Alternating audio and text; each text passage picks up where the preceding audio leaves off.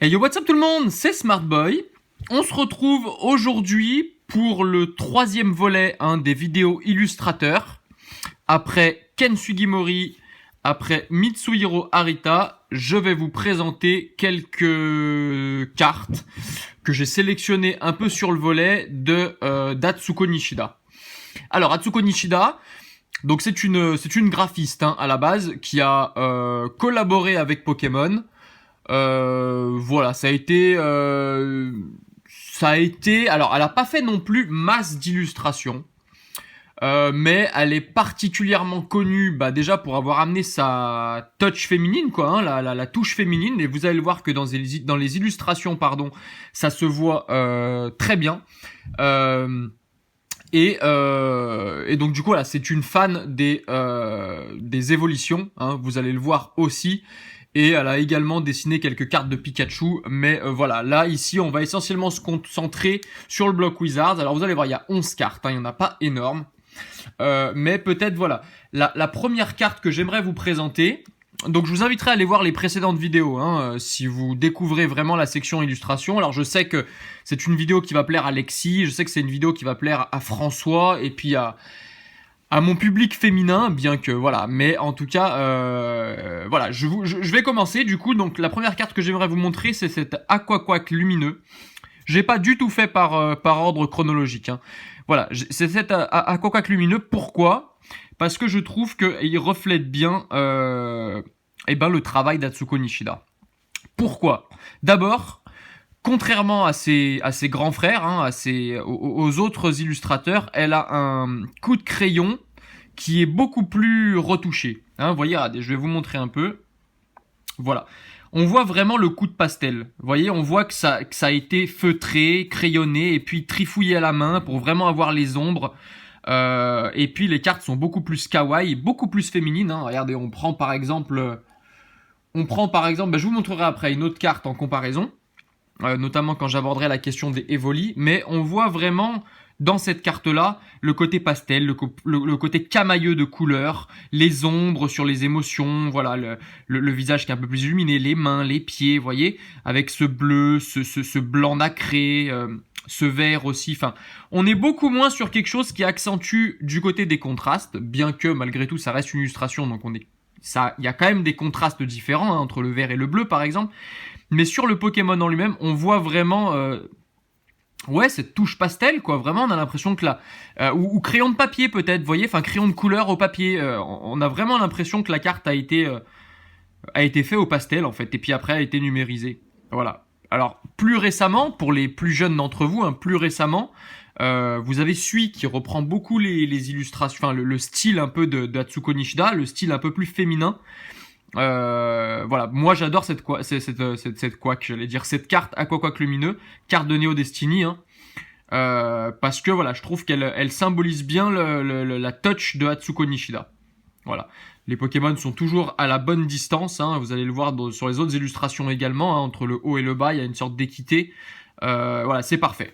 Alors, première carte, donc Aquaquack lumineux. Deuxième carte que je voulais vous montrer, c'est... Alors là, on revient du côté de la série Team Rocket, puisque si je ne dis pas de bêtises, mais a priori je devrais pas dire de bêtises, la série Team Rocket est la première série où Atsuko Nishida a contribué, en tout cas dans le TCG français. Donc la carte que je vais vous présenter, c'est une carte donc de Rocket, et il s'agit de Carapuce.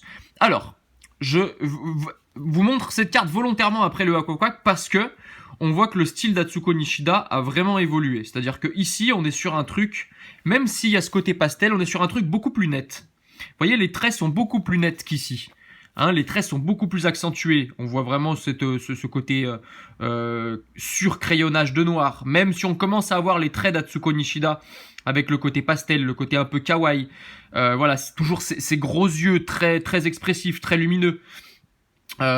Qui prennent vraiment toute la place dans l'illustration. Voilà, là ce Carapuce est une carte d'Atsuko Nishida, mais c'est vrai que par rapport à Aquaquack lumineux, si on n'est pas un peu familiarisé avec les séries Wizard et familiarisé un peu avec l'artiste, on pourrait tout à fait penser que c'est une carte de Ken Sugimori, une carte de Mitsuhiro Arita. Voilà, elle n'est pas aussi typique que cette carte-là. Voilà. Après, Ce qu'il faut savoir, c'est que la série Team Rocket a été une série qui a été relativement sombre. Et donc du coup, je pense que c'est plutôt une ligne éditoriale, si je peux le dire comme ça, une ligne de conduite de la série où les cartes ont été beaucoup plus sombres, puisque c'est l'apparition des obscurs, hein, par exemple. Et donc du coup, voilà, je pense que c'est volontaire. Et là, je pense qu'Atsuko Nishida ne s'exprimait pas encore pleinement. Dans la même veine, je vous montre le Evoli. Voilà. Qui est effectivement un peu pareil que le Carapuce, hein, dans l'esprit. Hein, vous voyez, on a ce surcrayonnage en noir. Surcrayonnage qu'on n'a pas ici, par exemple. Vous voyez, là, le Aquaquack, on n'a pas de surcrayonnage noir sur le Pokémon. Alors que pour le Evoli et pour le Carapuce, on voit bien ça. Et puis les cartes sont beaucoup plus sombres. Alors effectivement, la série Team Rocket, comme je viens de vous l'expliquer, a vu apparaître les obscurs. Alors qu'ici, on est plutôt du côté des lumineux. Vous voyez? Donc il y a aussi l'esprit de la série, bien évidemment. Hein, mais en tout cas, voilà. Disons que ce sont les bases d'Atsuko Nishida.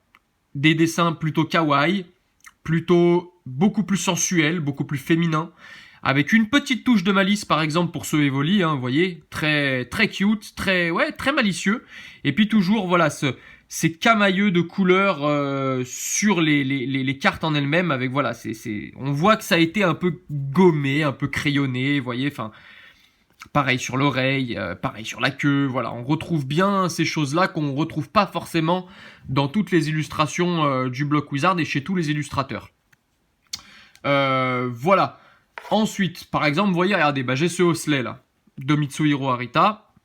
Le travail est complètement différent. Bien sûr, c'est la série Jungle, on n'est pas du tout sur la série Rocket, mais regardez, la différence... On voit vraiment la différence quand même entre le jeu de camailleux ici et cet Hosley. Voilà, bon ça c'était juste Et puis on voit aussi par exemple avec ce Evoli de Kagemaru Himeno, hein, pour la série Jungle, et ce Evoli de Rocket, ils ont tous les deux un contraste qui est saisissant. Vous voyez, la carte est complètement différente. L'illustration du Pokémon est complètement différente, mais ici il est beaucoup plus... marqué par le fond, marqué par les bisounours. Ici, il est beaucoup plus affûté. Vous voyez, il a la méchouille là avec son gel Viveldop et il est carrément plus affûté. Voilà, donc je voulais vous présenter ces trois cartes en introduction entre guillemets pour vraiment montrer le contraste entre chaque carte. Ensuite, on va commencer dans les holographiques. La carte que j'aimerais vous montrer maintenant, c'est le Jolifleur. Voilà, alors c'est une carte qui est abîmée, hein. Je l'ai pas encore remplacée, mais voilà. Tout ça pour vous dire que le Jolifleur reprend un peu la question du pastel. Je vais beaucoup me répéter, hein, mais voilà, en tout cas, on voit bien, et puis je trouve que la carte est, encore une fois, très kawaii. Voilà, je pense que c'est vraiment Atsuko Nishida qui a amené le côté kawaii à côté de ses prédécesseurs, hein, Atsuko Nishida, Mitsuhiro Arita, pardon, et Ken Sugimori, qui ont vraiment accentué sur le côté un peu badass, un peu, voilà. Atsuko Nishida a dessiné déjà des Pokémon très féminins, ou en tout cas qu'elle a rendu féminin, hein, Jolifleur, hein, voilà, ce côté floral un peu, le Evoli, ce côté un peu chat, un peu félin, le Carapuce, etc. Bon, Carapuce c'est encore discutable, mais voilà, Jolifleur est très, déjà dans le Pokémon en lui-même est très féminin, hein, très sensuel. Je veux pas non plus faire des stéréotypes ou des clichés, mais enfin voilà, c'est une fleur, a priori, voilà. Bref, ça paraît un peu sommaire ce que je suis en train de dire, mais je pense que c'est vraiment volontaire de la part des designers de Pokémon, de la part des concepteurs de Pokémon, de vraiment rajouter une touch féminine avec l'apparition de la seconde génération, hein, sur certaines illustrations. Voilà.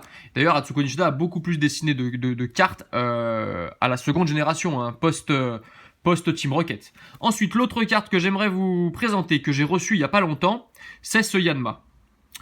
Alors bon, voilà, c'est une grosse libellule, hein, je veux dire, on pourrait penser que c'est un Pokémon insecte, donc plutôt masculin, mais Atsuko Nishida a cette capacité de vraiment féminiser ses dessins.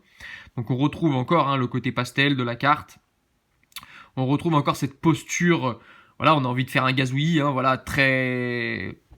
plutôt féminine, je trouve, moi en tout cas. Voilà, la carte est sublime. Au-delà vraiment de l'illustratrice, la carte en elle-même est sublime. Et on voit vraiment encore tous ces jeux de différence, hein, voilà, toutes ces différentes couleurs sur les éléments des cartes.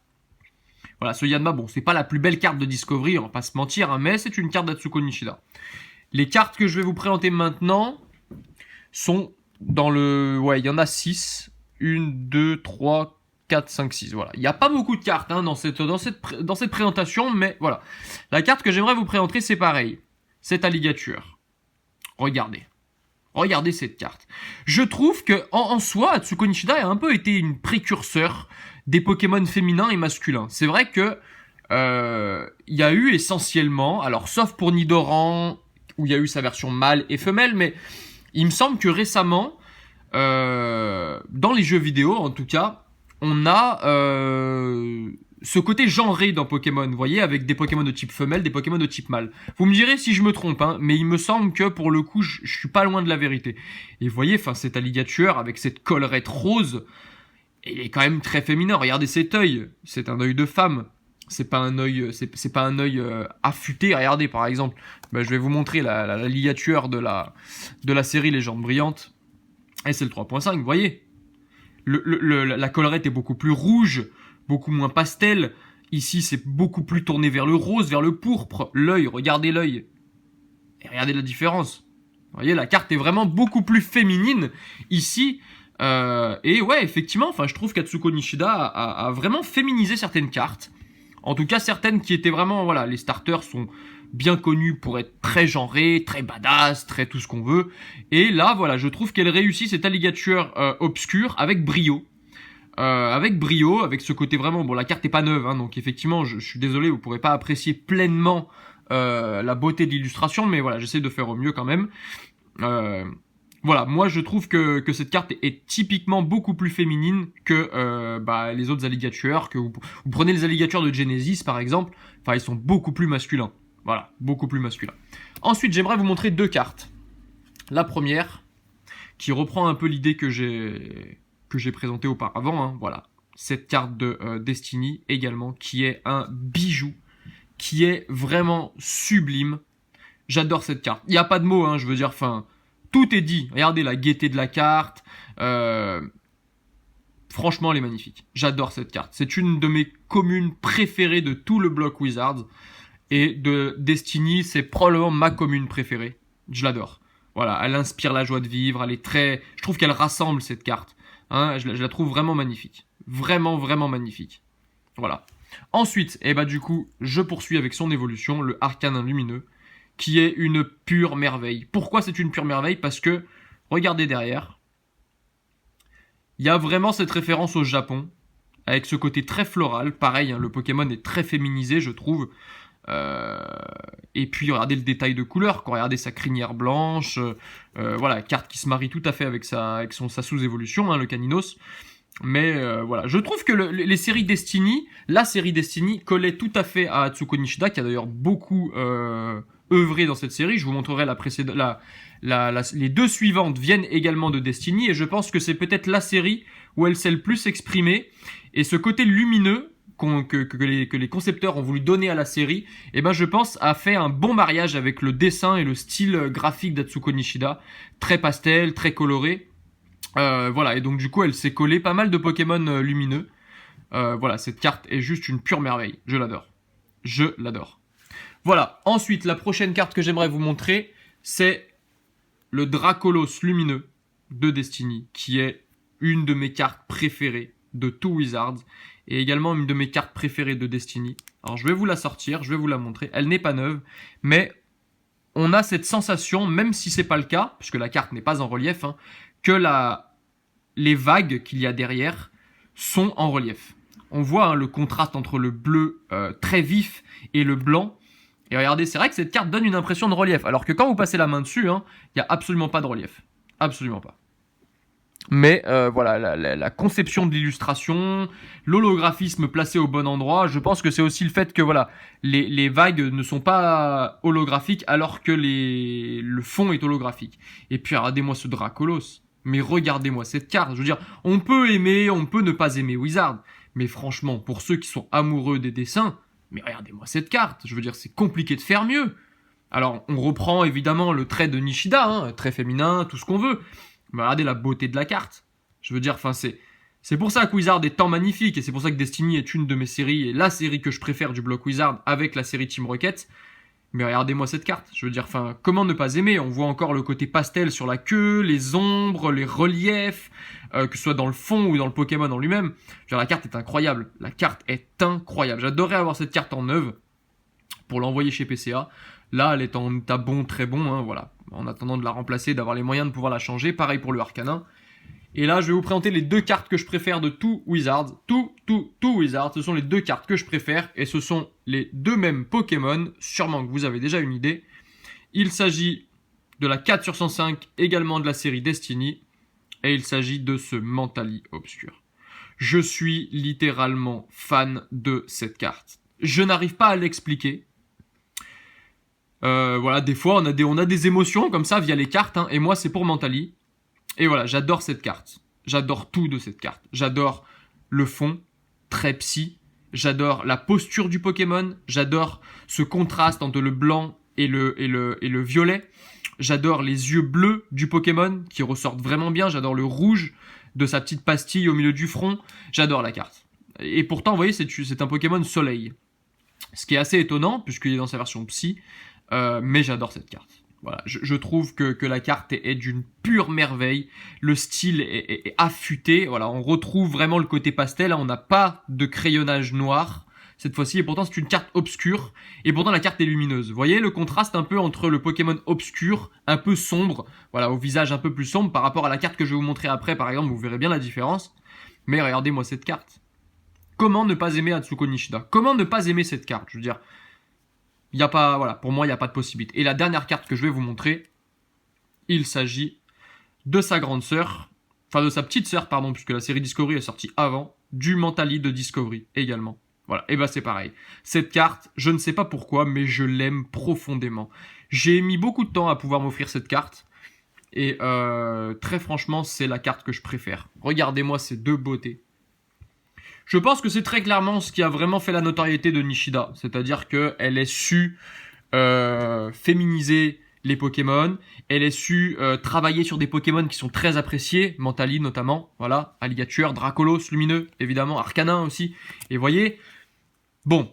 Je veux pas faire un sondage, je veux pas faire des clichés, mais je pense, très honnêtement, qu'il y a beaucoup plus de femmes qui collectionnent les Mentally, qui font des collections exclusives, hein, j'entends, de Mentally et de Dracolos et d'Arcanin que d'hommes. Peut-être que je me trompe. Je sais que Nejan, par exemple, son Pokémon préféré, c'est Arcanin.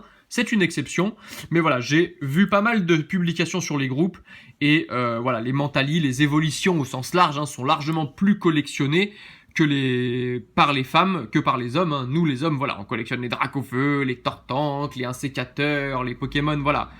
Bien badass, mais voilà, regardez-moi cette carte avec cette vague derrière. Là, on imagine un autre Mentally, hein, puisque je sais pas si vous avez fait attention, mais ici il y a une sorte de petit reflet, une sorte de petite ombre, voilà, qui est peut-être probablement un autre Mentally. Voilà, la carte est... Ouais, je sais pas, je suis soufflé, voilà, j'ai pas de mots. Voilà, la carte est magnifique. Elle reprend vraiment le côté de Discovery. Alors là, pour le coup, la carte est vraiment... Et vous voyez, c'est pas net. Vous voyez, c'est pas précis. Il y a un peu de vague. Ici, c'est plus large, ici, c'est plus fin. Enfin, vous voyez, c'est moins taillé à la serpe. C'est moins taillé au compas que les autres cartes. Et pourtant, elle a un trait beaucoup plus ondulé. Voilà, elle a le trait beaucoup plus graphique, beaucoup plus ondulé, beaucoup plus pastel. Moins feutre, moins feutré, beaucoup plus crayonné. Ouais, beaucoup plus pastel, beaucoup plus graphique, en fait. Beaucoup plus graphique, beaucoup moins numérisé. Voilà. Écoutez, je vais vous laisser là-dessus. Voilà, pour moi, ce sont 2 des plus belles cartes de tout Wizards. Peut-être même de toutes les cartes Pokémon qui puissent exister. Pour moi, ce sont 2 des plus belles cartes. Voilà, ce sont 2 cartes qui sont sublimes, des purs chefs-d'œuvre. Voilà. Et il y a aussi cette carte que j'apprécie tout particulièrement. Voilà, la Caninos. Je vous fais pas un petit retour. Voilà, je vous dis à bientôt. J'espère que cette vidéo vous a plu. Elle est terminée. Voilà, ça a été, il n'y a pas eu beaucoup de cartes, hein, mais voilà, je voulais vraiment, c'est vrai qu'il y a beaucoup moins de cartes que Atsuko Nishida a dessiné par rapport à ses prédécesseurs comme Sugimori et Arita, mais néanmoins, voilà, je pense que c'est une illustratrice qui mérite d'être reconnue, et qui l'est d'ailleurs, je pense, parce qu'elle a vraiment proposé de sacrées illustrations. Voilà, bah écoutez, je vous laisse ici. Un petit pouce bleu si la vidéo vous a plu. N'hésitez pas à partager à vos copines, à vos copains, voilà, si la vidéo vous a plu. À vous abonner si vous découvrez la chaîne, je vous mettrai un petit truc ici. Et puis je vous mettrai des liens, peut-être les précédentes vidéos illustrateurs ou d'autres vidéos, voilà. N'hésitez pas à aller voir la section illustrateur également pour ceux que ça intéresse. Je vous laisse. Je vous dis, dimanche. Dimanche ou vendredi? Bon, je sais pas, un des deux. Je pense que ce sera dimanche pour une réception PCA. Voilà. Écoutez, je vous dis à bientôt. À dimanche. Ciao, ciao!